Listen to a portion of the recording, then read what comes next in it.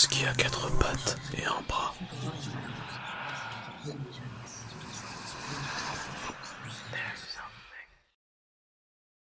Un pitbull dans un jardin d'enfants.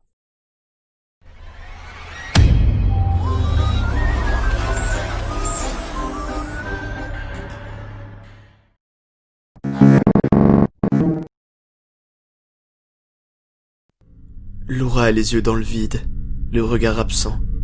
Elle est fatiguée. Autour d'elle, ses sœurs parlent de rumeurs inquiétantes. On raconte qu'un homme se glisse dans le lit des jeunes femmes à la tombée de la nuit.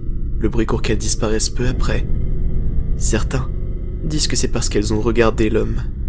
Emportée par la folie à sa vue, elle fuit pour ne jamais être retrouvée. D'autres murmurent que l'homme les emporte dans le noir. Les yeux dans le vide et le regard absent. Laura sait que ses sœurs n'ont pas à s'inquiéter. Elle est là pour elle. En éteignant la lumière ce soir-là, elle sait qu'il ne va plus tarder à arriver. Il vient à la même heure depuis 3 jours. Laura a fermé la porte à clé. La fenêtre aussi. Il n'utilise aucune des deux.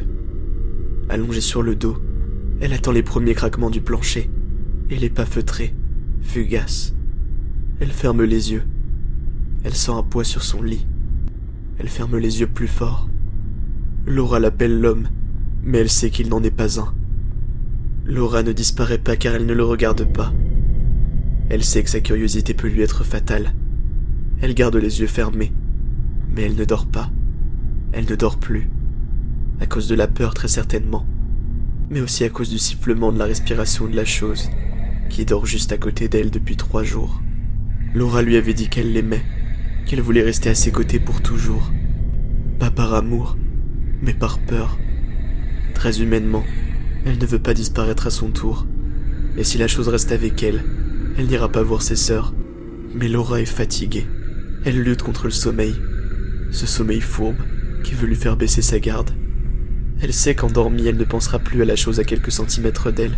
Elle se tournera et elle ouvrira les yeux sans y penser. Alors elle verra la chose et disparaîtra, sans bruit. Laura résiste. Elle serre fort les paupières et bat la mesure avec son pied. Ce mouvement la tient éveillée. Et pourtant, la respiration de la chose, sifflante, agit comme une berceuse, au départ dérangeante, aujourd'hui enivrante. En elle, Laura ressent de la colère. Pourquoi l'avoir choisie elle? Pourquoi pas sa plus petite sœur? Pourquoi pas la plus grande? Laura se sent coupable.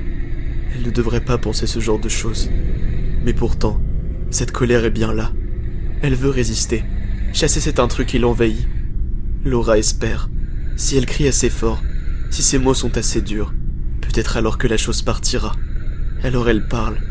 Des mots de haine, terribles, se déversent de sa bouche, comme une rivière d'eau croupie. Elle l'insulte, le renie, l'abjure, crache feu et souffre sur la chose. Le poids sur le lit s'en va. Elle se tait. Le poids revient. Il est sur elle. Laura, terrifiée, sent les mains de la chose, froide et mince, enserrer son visage. Ses doigts glissent sur sa peau, palpent ses paupières. La respiration sifflante se fait de plus en plus rapide. Des pouces et des index froids agissent de concert pour lui ouvrir les yeux. Laura ne veut pas les ouvrir. La chose grogne à présent. Laura sent ses yeux qui s'ouvrent, forcés par des doigts agiles et glacés. Elle ne veut pas voir. Les muscles de ses paupières sont trop faibles. Ses yeux s'ouvrent. Sifflement. Yeux blancs. Minuscules pupilles noires. Le néant. Laura a vu.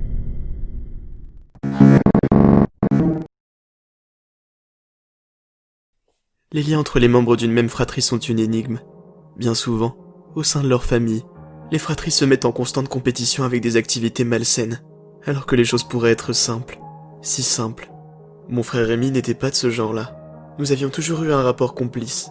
Il me montrait sans cesse des jeux à faire dans la maison. Ma mère ne comprenait jamais, et elle s'énervait beaucoup, en qualifiant mes loisirs de bêtises dangereuses. Mais mon frère était toujours présent pour arrondir les angles en prenant ma défense. Réellement, je vous le dis, on devrait tous avoir un grand frère modèle. Lorsque j'ai grandi, les choses ont quelque peu commencé à changer. Il ne me poussait plus vers ses sources d'amusement en solo. Il voulait à présent jouer avec moi, être à mes côtés pour mieux me guider. Inutile de dire que j'étais aux anges. Un jour, Alors que j'avais 6 ans, Rémi s'est approché de moi en catimini. Hé frérot, tu voudrais t'amuser à devenir un grand? Un vrai de vrai? Il souriait gentiment, une main derrière le dos, comme s'il cachait quelque chose. De l'autre, il m'a fait signe de venir avec lui. Flatté et amusé, je l'ai suivi. Arrivé dans sa chambre, on s'est assis l'un en face de l'autre sur le parquet. Il a alors posé de petites sphères rouges sur le sol. Indiana Jones en personne croque dans ses bonbons avant de partir à l'aventure. Il est tellement costaud qu'il les mange par 5. Toi aussi t'es un guerrier frérot. D'un geste, il a poussé les friandises vers moi. Et peu rassuré, j'ai secoué la tête. J'ai jamais vu qu'il se nourrissait avec ces machins-là dans ses films. C'est parce qu'il le cache, pardi. Il va quand même pas montrer toutes ses astuces à tout le monde. Mais Indiana Jones le sait. Moi je le sais. Et toi aussi maintenant. Comme mon idole, je voulais être un guerrier. Alors j'ai enfourné les 5 bonbons en même temps. Et j'ai croqué. Un feu a envahi ma bouche, brûlant ma langue et mes gencives alors que mes lèvres se mettaient à enfler. La brûlure s'est étendue jusqu'à ma gorge, tandis que je me mettais à tousser et à suffoquer. Ma mère qui était en bas a entendu mon corps tomber lourdement au sol. Elle a grimpé l'escalier, couru dans le couloir et pénétré dans la chambre. Elle a aussitôt été renseignée par mon frère. Il a avalé de travers. Je sais pas ce que je dois faire. J'ai passé quelques heures à l'hôpital. Cependant, les médecins ont dû assurer ma mère que ce n'était rien. Dans la journée, j'étais déjà de retour chez moi.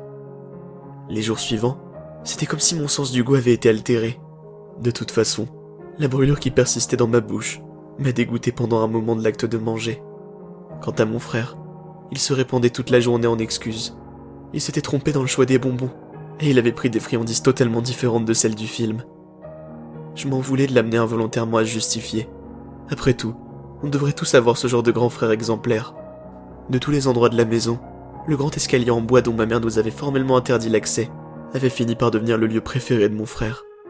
Un soir, il s'est approché de la première marche, des craies et un chiffon à la main. Il s'est ensuite tourné vers moi. Tu voudrais retomber? Retomber en enfance? Il avait cet air énigmatique sur le visage, admirant le vieil escalier. Maman nous a interdit d'y aller. Elle dit que c'est dangereux. Oh, maman dit ci, maman dit ça. Espèce de poule mouillée, va. Elle est pas ici au cas où tu l'aurais pas vue. Donc on a le champ libre. J'étais déjà prêt à éclater en sanglots, et je regardais mon frère avec de plus en plus de réticence. Rémi avait rarement été dans cet état d'agacement et de rébellion. Il a ignoré mon regard, et a tracé à la craie des chiffres, des traits, et des spirales sur les premières marches. Et le jeu du jour est... la marelle. Paniqué, j'ai jeté un œil vers l'escalier. Et ce jeu insensé. Je peux pas jouer. Oh que si, tu vas le faire. Moi, je vais m'amuser. Ton rôle en tant que frangin, c'est de venir jouer avec moi. Allez, c'est facile. Je commence pour te montrer l'exemple. Il est venu se placer sur la toute première marche. Puis, il s'est cramponné à la rampe de l'escalier et a sauté sur la deuxième en équilibre sur son pied droit. Il a ri et il est revenu vers moi. Rapide, simple et efficace. Rien qu'une marche, une seule. Mais pour ton tour, on va juste un peu corser les choses. Il s'est penché et s'est mis à défaire mes lacets. Les larmes aux yeux, je l'ai regardé faire. Lorsqu'il s'est redressé, il m'a regardé avec un grand sourire. Un sourire qui me dérangeait. Rappelle-toi, rien qu'une marche. Malgré toutes mes peurs, toutes mes réticences, la volonté tenace d'épater mon frère l'a emporté.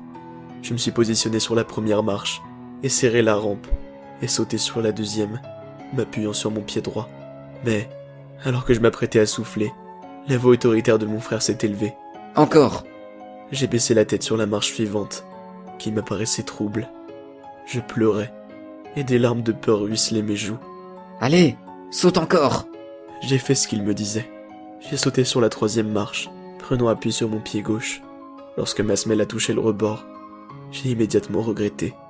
Mon pied, manquant d'appui, a dérapé sur celui-ci, et tout mon corps s'est retrouvé projeté en avant. Dit comme ça, 3 marches, ça semble peu, mais pour un garçon de mon âge, ça représentait une chute terrifiante.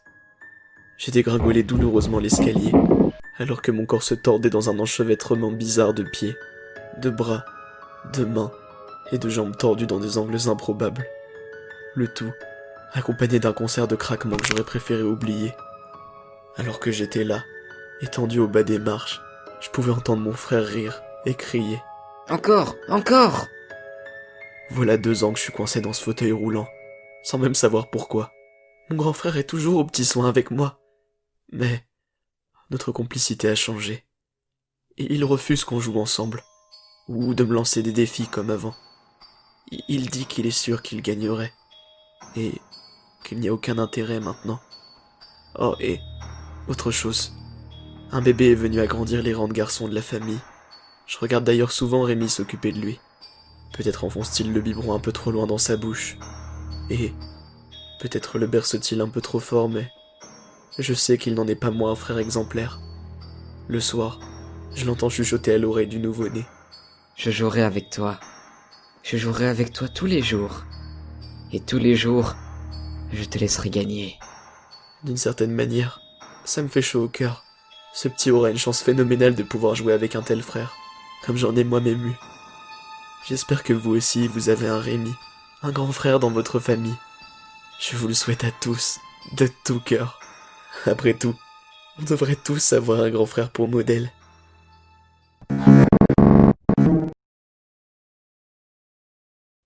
J'ai toujours rêvé d'être enquêteur, chercher des indices, traquer, réfléchir et trouver. Et j'ai fini par atteindre mon but. Je suis devenu enquêteur dans la police, mais après quelques années de service, j'ai décidé d'abandonner ce poste pour quelque chose d'encore plus excitant. Me mettre au service du paranormal. Mon travail actuel consiste simplement à chercher des preuves de l'existence de certaines créatures ou d'esprits. Pas de les faire partir ou les exorciser. Ce boulot-là, c'est celui de ceux qui passent après moi.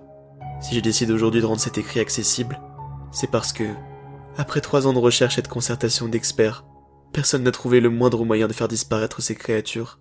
Aussi, il me semble nécessaire de mettre à la disposition de tous le résultat de mon enquête, concernant ceux que j'ai décidé d'appeler les chahuteurs. Les chahuteurs sont des créatures qui apparaissent lorsqu'on dort.